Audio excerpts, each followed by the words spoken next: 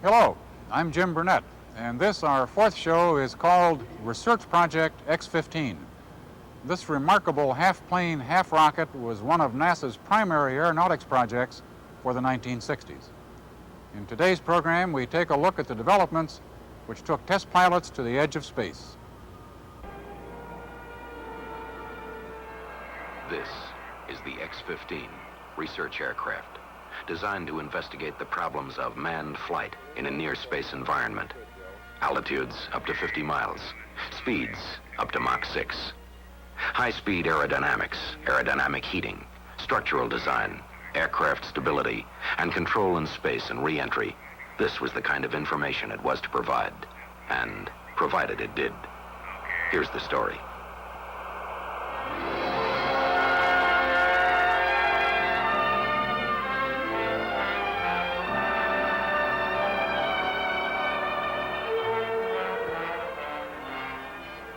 Before the X-15, the question had been, what is to be man's role in space travel? Can he pilot an aircraft out of the Earth's atmosphere, fly it in space, then re-enter the atmosphere and bring it back to a safe landing on Earth? There were many unknowns to be discovered, many problems to be overcome before the answer would be known. That today's test flight is almost routine is a tribute to the comprehensive program that has moved step by step to prove that man can pilot an aircraft into space and return. Give us a 20,000-foot check, Joe. Coming up on 20,000 now. Okay, I know you've done it, but check your flaps and circuit breakers. Roger. Done it. Ready to go pressurize? Pressurize. You're in good shape. Flaps. And flaps are coming down. Gear.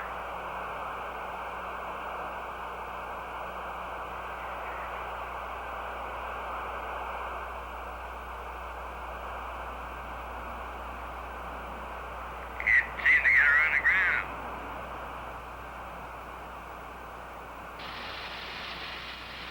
Real nice.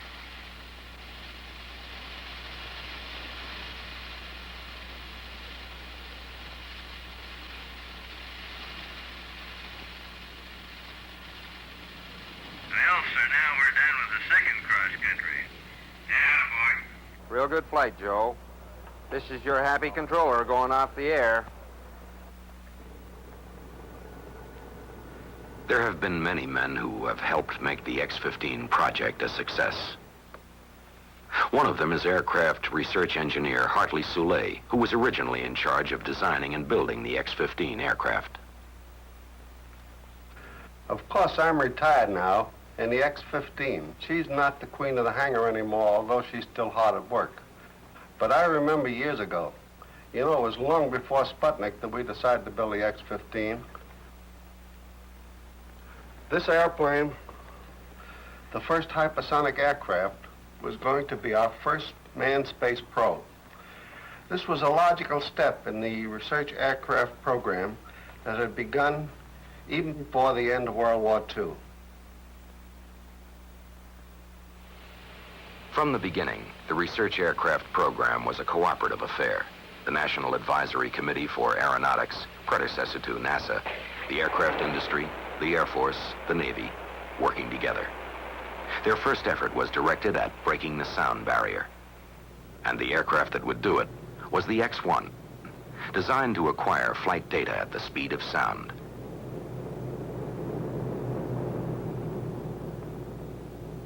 On October 14th, 1947, with Air Force Captain Charles E. Yeager at the controls, the X-1 made the world's first supersonic flight. Other research aircraft soon followed the X-1. The Douglas D-558 Phase 1, to investigate flight with a straight wing at high subsonic speeds. The Northrop X-4, designed to fly without a tail. The Douglas D-558 Phase 2, to study flight characteristics of swept-wing aircraft at transonic and supersonic speeds. The Bell X-5, designed with variable sweep. And the Douglas X-3, to investigate thin, straight wings at speeds beyond Mach 1. The Bell X-1A, with its increased performance, first of a series of follow-on aircraft to the original X-1. The X-2, another Bell airplane designed to explore aircraft behavior at altitudes above 100,000 feet and Mach 3 speeds. The X-1E and X-1B, both later follow-ons to the X-1. Step by step, these different aircraft helped nibble away at the unknown, until by 1956, the frontiers of manned flight had been advanced from speeds of 500 miles an hour to Mach 3, and from altitudes of only 40,000 to more than 100,000 feet. Speed, altitude, sure we kept going higher and faster than we'd ever been before. Only because that's where new information, where the unknown has always been found in flight, above and beyond the limits you've already reached. As early as 1952, the X-15 aircraft was being conceived by the people at NACA. At the Langley Center in Virginia, they began investigating the unknowns associated with flight to the thinnest edges of the Earth's atmosphere.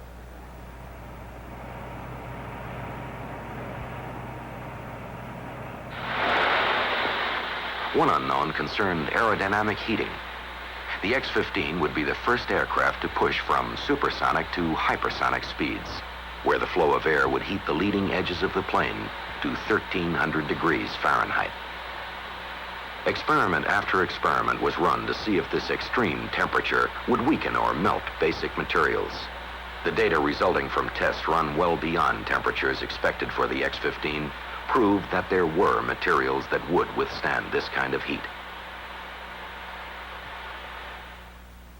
Another problem, after rocket engines shut down, the X-15 would be thrust into a ballistic arc in air so thin that normal aerodynamic control would be impossible.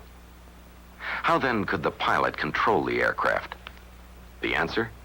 Reaction controls that would allow him to correct roll movement and position the aircraft properly for re-entry through the atmosphere. But the designers knew the problems of control would never be fully solved until an X-15 aircraft was actually built. We knew the X-15 would look something like this. We knew that it would be a manned aircraft that would fly more than 4,000 miles an hour and as high as 250,000 feet. We knew that like the X-1, the X-15 would be air-launched and propelled in its flight by a rocket motor, the most powerful engine ever installed in an airplane. Of course, we didn't know what kind of a rocket motor that would prove to be. There'd never been anything like it. Designed for a manned system, the 50,000 pounds of thrust in its single chamber had to be controllable at the pilot's discretion. He had to be able to throttle this engine in flight. This is Harry Cook, program manager for the X-15 rocket engine. The LR-99 rocket engine was designed and built for the X-15 by the Reaction Motors Division of the Thiokol Chemical Corporation.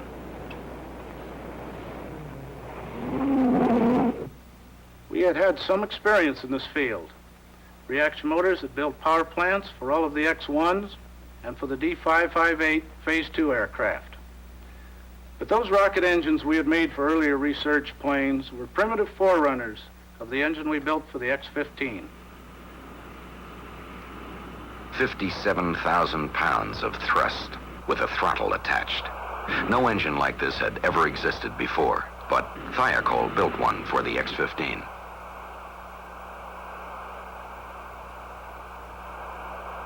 Now, what kind of airframe could be designed to carry such an engine? The X-15 was designed and built to take the stresses encountered at hypersonic speeds, to go to extreme high altitude and to beat the heat, survive the extreme high temperatures that build up on the wing, fuselage, and tail during the re-entry to the Earth's atmosphere. The engineering research contribution we made at North American Aviation to the X-15 project was to take NASA's proposal to build this aircraft and to find out how they could be met. Harrison Storms. He was in charge of the X-15 program at North American Aviation. For example, they proposed to use a new nickel alloy metal for the protective sheath or skin on all three of the airframes of the X-15. We had to find out how it could be used. Incan LX was the name of the new nickel alloy. It was developed to withstand the searing temperatures at hypersonic speeds, temperatures of 1,200 degrees Fahrenheit or more. But to use Incan LX, it had to be cross-welded, and no one had been able to do it before. A major milestone was passed when North American discovered how it could be done. North American also originated the idea of fairings along each side of the X-15 fuselage to house control cables and hydraulic lines. This left the entire fuselage volume for power plant plumbing, as well as fuel and propellant tanks. Another invaluable North American contribution was the X15 Flight Simulator, permitting pilots and ground controllers to plan and practice flights without ever leaving the ground. From an exact replica of the X-15 cockpit, the pilot could actuate hydraulic and control systems identical to those on the aircraft itself. All this was tied into an analog computer that could program actual X-15 missions and simulate every conceivable in-flight problem the pilot might expect to face. Practice in the flight simulator was just one phase of pre-flight preparation. Another took place in the centrifuge at the Navy's Air Development Test Center at Johnsville, Pennsylvania.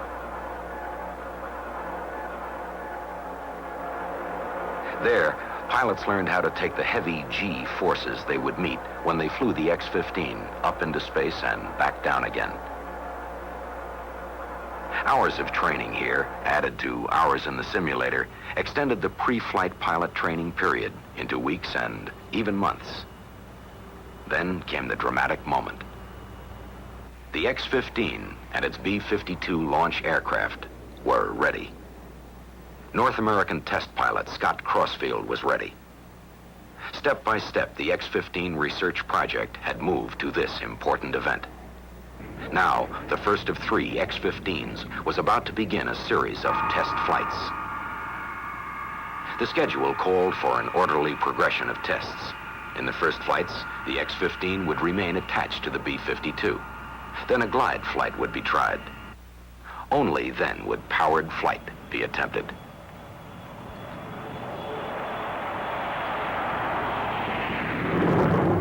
This careful program of flight tests, flown by pilot Scott Crossfield, proved the X-15 would do just what its designers hoped she would.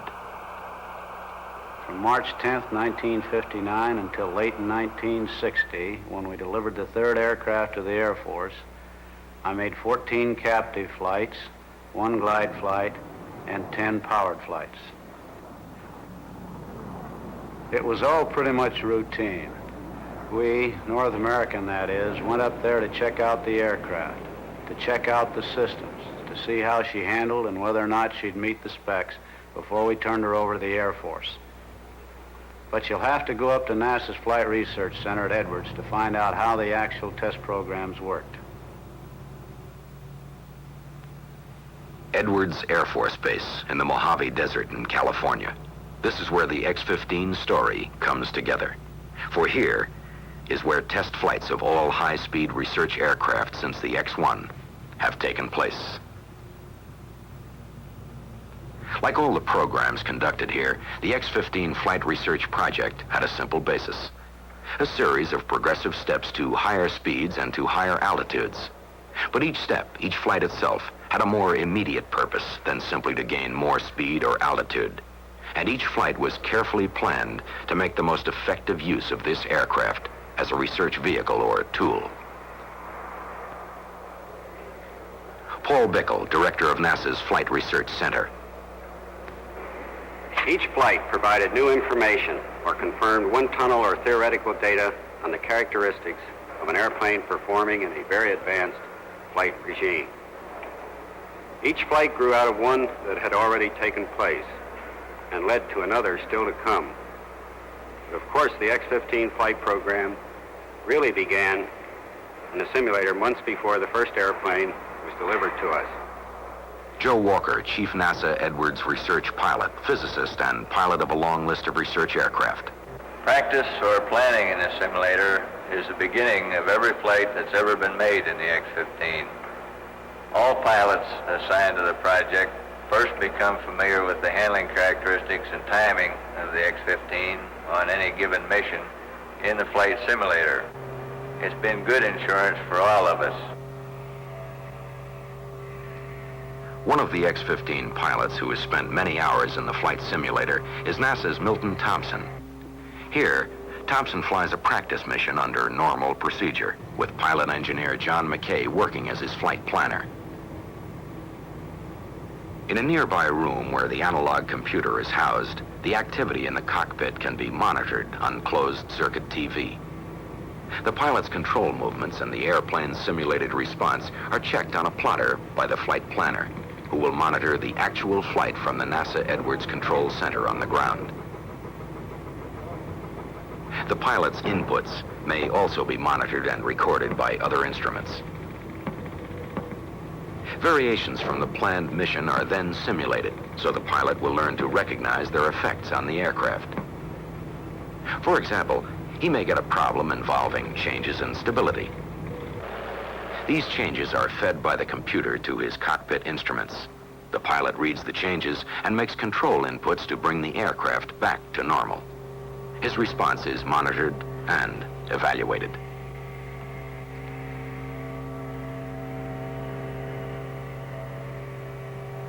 The pilot also goes through what is called trouble school, where failure of one or more of the X-15's major systems is simulated. Again, his reaction is monitored. Each pilot gets further practice by making a number of flights in a modified F-104 aircraft. He flies over his upcoming X-15 flight course to establish geographic checkpoints and key altitudes in the landing pattern.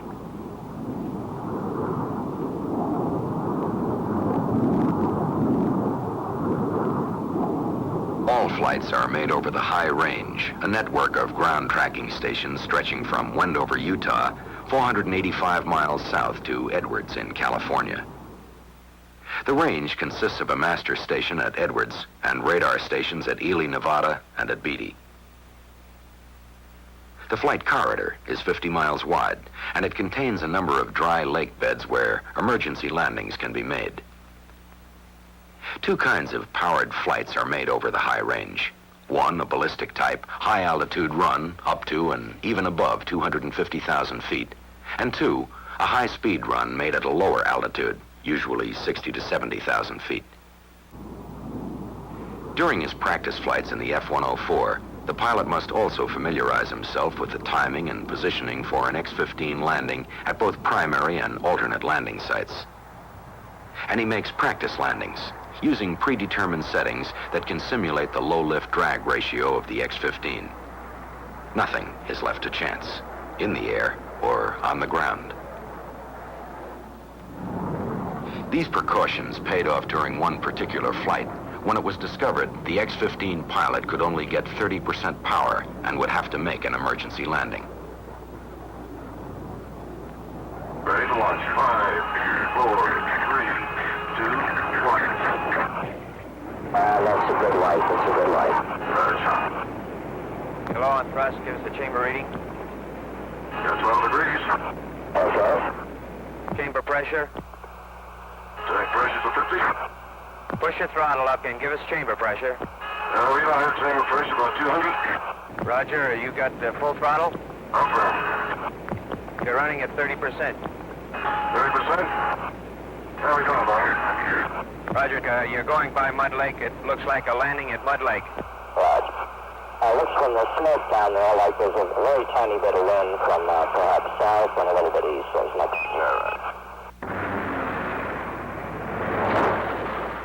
Wrecked though it seemed to be, both the aircraft and the pilot survived to continue with the program.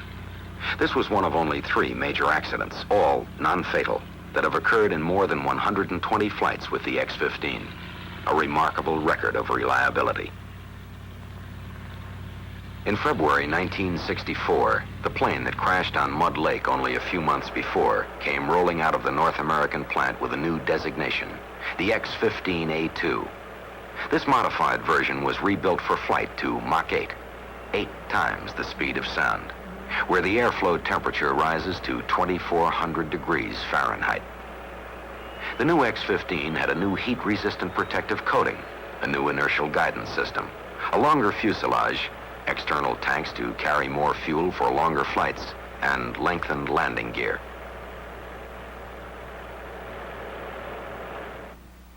All the while this new X-15 was being built, tests were continuing with the other two aircraft, and they continue today. For every flight, the procedure is essentially the same. Every phase carefully planned, every second of actual flight time mapped out in advance. That way, every man involved knows exactly what his job will be from the beginning to the end of the flight.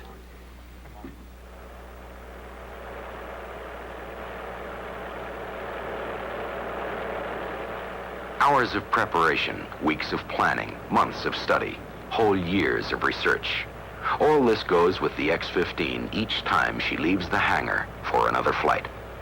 For after all, no matter how many flights have been made before, each new test will probe a little deeper into the unknown.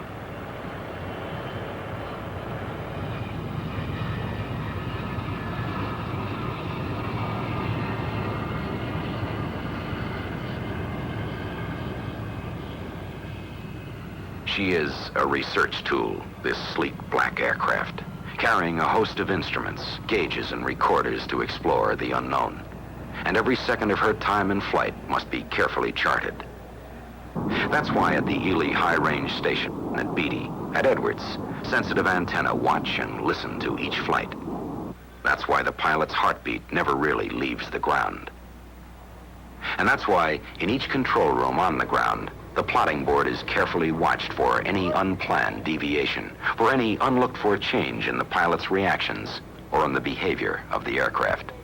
Position and velocity computers, telemetry receivers and monitors, data receiving and recording equipment, communications receivers and transmitters, they all go into action at the beginning of every flight.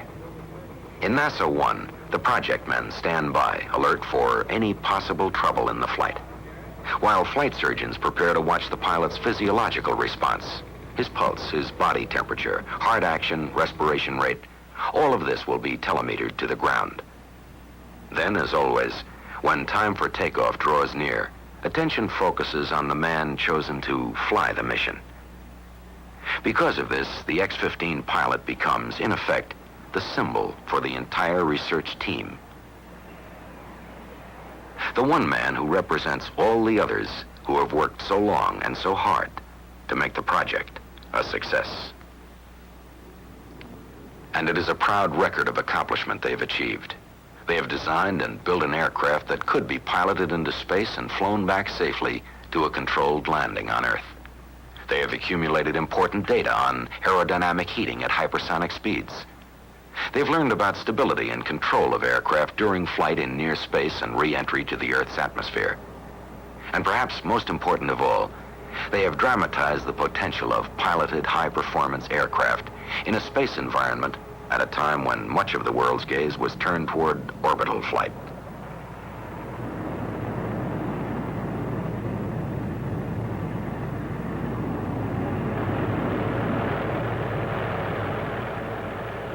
The X-15 research project has long since achieved its original goals. The aircraft has been flown successfully more than 120 times, and although setting new records wasn't its purpose, it has set a few along the way. Altitude, 67 miles. Speed, Mach 6, 4,104 miles an hour, the highest and fastest a winged aircraft has ever flown.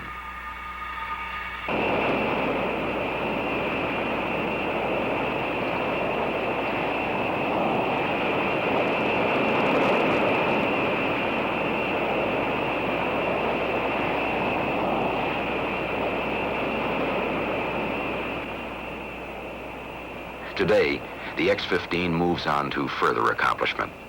But now the thoroughbred has become a workhorse. carrying a heavy payload of instruments, undertaking studies of the near-space environment possible before only with unmanned satellite and rocket-borne probes.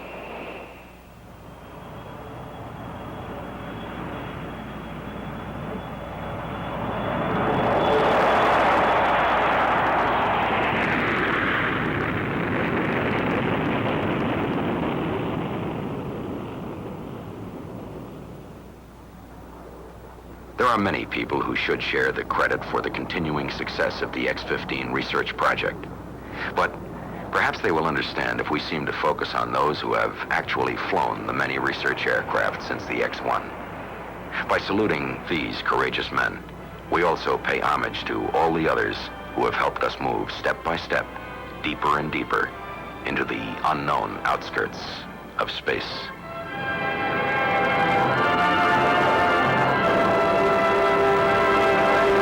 Next week, we watch as the X-15 is retired. Then we get a further look at NASA's efforts to improve aircraft performance. The name of the show is Quieter, Faster, and Safer Aircraft. Till that time, I'm Jim Burnett.